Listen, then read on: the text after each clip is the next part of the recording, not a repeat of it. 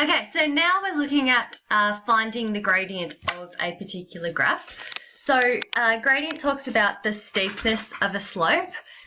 So you might remember that when we were looking at the equation of a straight line, it will be potentially in the format of y equals mx plus c. Now our m will represent the value of the gradient. So how do we find it if we're given a graph? So let's have a look at one of the methods to find the value of the gradient. So it's called rise over run. So rise over run. And that gives us the value of the gradient. So that is equal to m, which is equal to gradient. Okay, but what does that mean?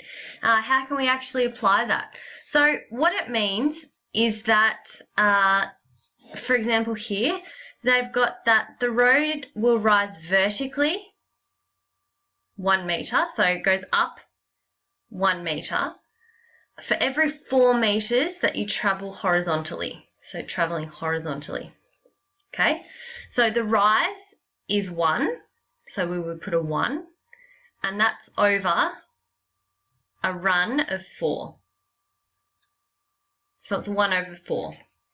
So the gradient of this line here would be 1 over 4 or a quarter or 25%, because of course a quarter is equal to 25%. All right, so let's have a look at this second graph here. Now, we need to, first of all, I'm going to do it looking at point A and B. I'm just going to change my pen. Okay, so let's look at how many units I went across to get from A to B. Okay, so A, I went over 2 units. So 2 units across. So remember, that's my run, because you run across. Okay, how many units did I go up? So I went up, so we start at this point here and I went up 1, 2, 3 to get to B. So 3 is my rise. Now remember, if my formula is rise over run, so rise over run, I need to sub in my values here. So I've got a rise of 3 over a run of 2. Okay, so that is the gradient of this line right there.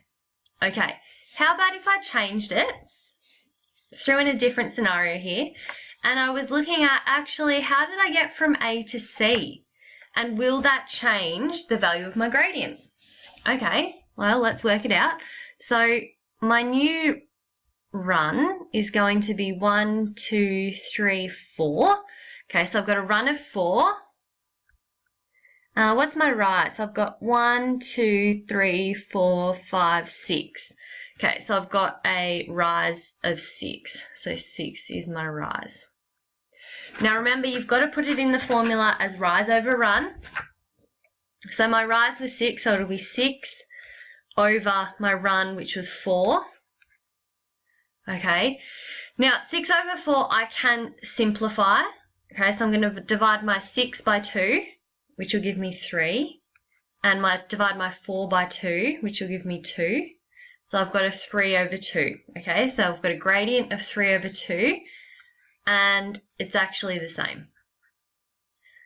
And that's what we should find with all straight lines, is that part of it is that the gradient does actually remain the same, because that relationship between x and y remains the same. So no matter which 2 points you decide to use, the gradient should remain the same. It will remain the same if it's a straight line. Okie dokie, let's go on, and I'm going to find a few more examples. I might actually take the worksheet that we did and work out the gradient on those.